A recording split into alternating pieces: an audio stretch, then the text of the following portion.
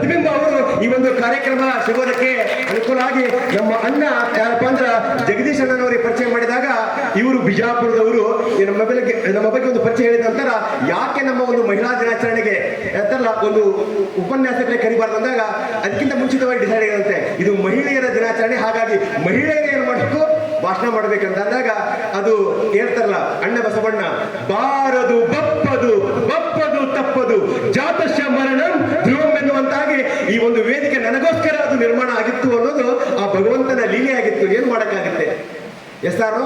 ಹಾಗಿರೋದ್ರಿಂದ ಈ ಒಂದು international women's day ದಿನ ಅತ್ಯಂತ ಪ್ರಮುಖವಾಗಿ ನನ್ನ ಜೀವನದಲ್ಲಿ ನನ್ನ ಅನುಭವಕ್ಕೆ ಬಂದ ಒಂದು ಜ್ವಲಂತ ಉದಾಹರಣೆಗಳನ್ನ ತಮ್ಮ ಮುಂದೆ ಹೇಳ್ತೇನೆ. ಯಾಕಂದ್ರೆ ಕೌಟುಂಬಿಕ ಜವಾಬ್ದಾರಿ ಬಗ್ಗೆ ಮಾತನಾಡಷ್ಟು ಆ ಯೋಗ್ಯತೆ ನನಗಿಲ್ಲ. ಯಾಕೆಂದ್ರೆ ಬದುಕಿನ ಅನುಭವ ಬೇಕಾಗುತ್ತೆ. ಓದಿ ಭಾಷಣ ಮಾಡಬಹುದು, ಆದ್ರೆ ಬದುಕು ಅನುಭವಿಸಿದಾಗ ಆ ಕುಟುಂಬದಲ್ಲಿ ಬರುವಂತಹ ಆ ಸಮಸ್ಯೆಗಳೇನು, ಆ ಸಮಸ್ಯೆಗೆ ಸಂಕೀರ್ಣವಾದಂತಹ ಆ ಜಟಿಲ ಸಮಸ್ಯೆಗಳನ್ನ ಪರಿಹರಿಸೋದು ಅಷ್ಟು ಸುಲಭದ ಮಾತಲ್ಲ. ವೇದಿಕೆ ಮೇಲೆ ಭಾಷಣ ಮಾಡಿದಷ್ಟು ಸುಲಭ ಅಲ್ಲ ಕೌಟುಂಬಿಕ ಜವಾಬ್ದಾರಿ ನಿರ್ವಹಿಸೋದು. ಹಾಗಾಗಿ ಹೆಣ್ಣೊಂದು ಕಲಿತರೆ ಶಾಲೆಯೊಂದು ತೆರೆದಂತೆ, ಹೆಣ್ಣು ಅದು ಅಂತರ ಸಂಸಾರದ ಕಣ್ಣು ಅಂತ ಅದ್ಭುತ ಮಹಿಳೆಯರ ದಿನಾಚರಣೆಯನ್ನ ಇವತ್ತು ಅಂತಾರಾಷ್ಟ್ರೀಯ ಮಹಿಳಾ ದಿನಾಚರಣೆಗೆ ಆಚರಣೆ ಮಾಡ್ತಾ ಇದ್ದೇವೆ. ವಿಶೇಷವಾಗಿ ಒಂದು ಸಣ್ಣ ಪುಟ್ಟ ಉದಾಹರಣೆಗಳನ್ನು ಹೇಳ್ತಾ ಹೋಗ್ತೇನೆ. ಇವತ್ತು ಈ ದೇಶದ ಆಳ್ತಾ ಇರುವಂತ ಹೆಣ್ಣು ಮಗಳು ಯಾರು ಅಂದ್ರೆ ಅವರು ಯಾರು? ದ್ರೌಪದಿ ಮುರ್ಮು ಅಂತ. ಆ ದ್ರೌಪದಿ ಮುರ್ಮು ಅವರ ಒಂದು ಸಣ್ಣ ಬದುಕಿನ ವೃತ್ತಾಂತವನ್ನು ಹೇಳೋದಕ್ಕೆ ನಾನು ಇಷ್ಟಪಡ್ತಾ ಇದ್ದೇನೆ. ಯಾಕಂದ್ರೆ ಡಾಕ್ಟರ್ BR ಅಂಬೇಡ್ಕರ್ ಅವರು 1950 ಜನವರಿ 26ರಂದು ಯಾವಾಗ ಅದು ವಂಶ ಪಾರಂಪರ್ಯವಾಗಿ ಬೆಳ್ಕೊಂಡಿರುತ್ತೋ ಇಲ್ಲಿ ಬೇರು, ಅದನ್ನ ಕಿತ್ತು ಹಾಕಿ ಯಾರು ಅರ್ಹತೆಯನ್ನು ಹೊಂದಿದ್ದಾರೋ ಅವರು ಮಾತ್ರ ಈ ದೇಶವನ್ನು ಆಳ್ಬಹುದು ಅಂತೇಳಿ ಭಾರತ ಸಂವಿಧಾನವನ್ನ ರಚನೆ ಮಾಡಿದ್ದಾರೆ. ಅದಕ್ಕೋಸ್ಕರ ಭಾರತ ದೇಶದ ಅತ್ಯಂತ ಹಿಂದುಳಿದ ಜನಾಂಗ, ಸಂತಾನ ಬುಡಕಟ್ಟು ಜನಾಂಗದ ಹೆಣ್ಣು ಮಗಳು ಇವತ್ತ ಈ ದೇಶದ ಅಧಿಕಾರ ಚುಕ್ಕಾಣಿ ಹಿಡಿದಂತ ಈ ಸಂದರ್ಭಕ್ಕೆ ಇಷ್ಟಪಡ್ತಾ ಇದ್ದೀನಿ ಆತ್ಮೀಯರೇ.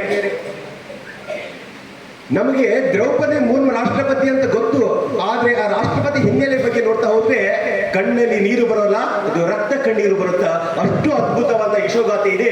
ಅದು ಈ ದೇಶದ ರಾಷ್ಟ್ರಪತಿ ಅಂತ ದ್ರೌಪದಿ ಮುರ್ಮು ಅವರು. ದ್ರೌಪದಿ ಮುರ್ಮು ಅವರಿಗೆ 3 ಜನ ಮಕ್ಕಳು, 2 ಜನ ಗಂಡು ಮಕ್ಕಳು, 1 ಹೆಣ್ಣು ಮಗಳು. 2009ರಿಂದ 2014ರವರೆಗೆ ಅವರ ಜೀವನಾವಧಿಯನ್ನು ನೋಡಿದಾಗ ಅತ್ಯಂತ ದುಃಖದ ಸನ್ನಿವೇಶ. ಸಾಮಾನ್ಯವಾಗಿ ಭಾರತ ಸನಾತನ ಧರ್ಮ ಹೇಳುತ್ತೆ ಏನಂತ, ಹೆಣ್ಣು ಮಗಳು ಬಾಲ್ಯದಲ್ಲಿದ್ದಾಗ ತನ್ನ ತಂದೆಯ ರಕ್ಷಣೆಯಲ್ಲಿ ಬೆಳಿತಾಳೆ, ಯೌವನಕ್ಕೆ ಬಂದಾಗ ತನ್ನ ಪತಿದೇವರ ರಕ್ಷಣೆಯಲ್ಲಿ ಬೆಳಿತಾಳೆ, ನಂತರ ಸಂಧ್ಯಾ ಕಾಲಘಟ್ಟದಲ್ಲಿ ತನ್ನ ಮಗನ ಸಂರಕ್ಷಣೆಯಲ್ಲಿ ಬೆಳಿತಾಳಂತ. ಆದ್ರೆ ದುರ್ದೈವ ಅದು ಬೇರೆಯೇ ಆಗಿತ್ತು. ದ್ರೌಪದಿ ಮುರ್ಮು ಅವರಿಗೆ 2 ಜನ ಗಂಡು ಮಕ್ಕಳಿದ್ರು, 1 ಹೆಣ್ಮಗಳು, ಮಗಳ ಹೆಸರು ಇತಿಶ್ರೀ ಅಂತ.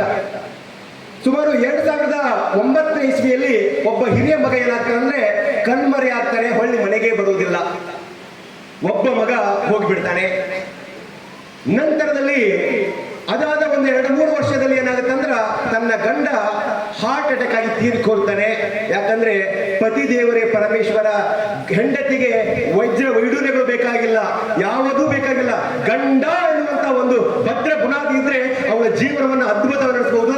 ಆದ್ರೆ ದ್ರೌಪದಿ ಮುರ್ಮು ಕೆಲವೇ ವರ್ಷಗಳಲ್ಲಿ ತನ್ನ ಗಂಡನನ್ನು ಕೂಡ ಕಳೆದುಕೊಳ್ತಾಳೆ. ನಂತರ 2015 ಇಸ್ವಿಯಲ್ಲಿ ಇನ್ನೊಬ್ಬ ಗಂಡು ಮಗ ಆಗಿರ್ತಾನೆ. ಅವನ ಕಾರ್ ಆಕ್ಸಿಡೆಂಟ್ ಏನಾಗ್ತಾನೆ ಅಂದ್ರೆ ತೀರಿ ಹೋಗ್ತಾನೆ. ನಮಗೆ ದ್ರೌಪದಿ ಮುರ್ಮು ರಾಷ್ಟ್ರಪತಿ ಆಗಿದ ಕಣ್ಣಿಗೆ ಕಾಣಕ್ಕೆ ಬರುತ್ತೋ, ಆದ್ರೆ ದ್ರೌಪದಿ ಮುರ್ಮನ ಯಶೋಗಾಥೆ ನಮ್ಗೆ ಗೊತ್ತಿಲ್ಲಲ್ವಾ? ಯಾವ ಮಗ ಮುಂದೊಂದು ದಿನ ಸಂಧ್ಯಾ ಕಾಲದಲ್ಲಿ ನನ್ನ ಬದುಕನ್ನ ನಡೆಸ್ಕೊಳ್ತಾನಂದ್ರೆ 2 ಗಂಡು ಮಕ್ಕಳನ್ನ ಕಳ್ಕೊತಾಳೆ. ಮಕ್ಕಳು ಹೋದ್ರೆ ಹೋಗ್ಲಿ, ಆದ್ರೆ ನನ್ನ ಗಂಡ ಆಗಿದ್ರೆ ಆ ಮುತ್ತೈದು ಸಾವನ್ನ ಪಡಿಬೇಕಂತ ಪ್ರತಿಯೊಬ್ಬ ಹೆಣ್ಣು ಮನೆಗೆ ಒಂದು ಆಸೆ ಇರುತ್ತೆ. ಆದ್ರೆ ತನ್ನ ಕಣ್ಣು ಮುಂದೆ ಏನಾಗ್ತಂದ್ರ ತನ್ನ ಗಂಡ ಅಂತಲ್ಲ ಹಾರ್ಟ್ ಅಟ್ಯಾಕ್ ಮುಖಾಂತರ ತೀರೋಗ್ತಾನೆ. 2 ಗಂಡು ಮಕ್ಕಳು ಕೂಡ ಇಲ್ಲ, ಆ ನಂತರ ಗಂಡನು ಕೂಡ ಇಲ್ಲ. ಆದ್ರೆ ಹೇಳಿದ್ದೆ ನಿಮಗೆ, ತೊಟ್ಟಿಲು ತೂಗು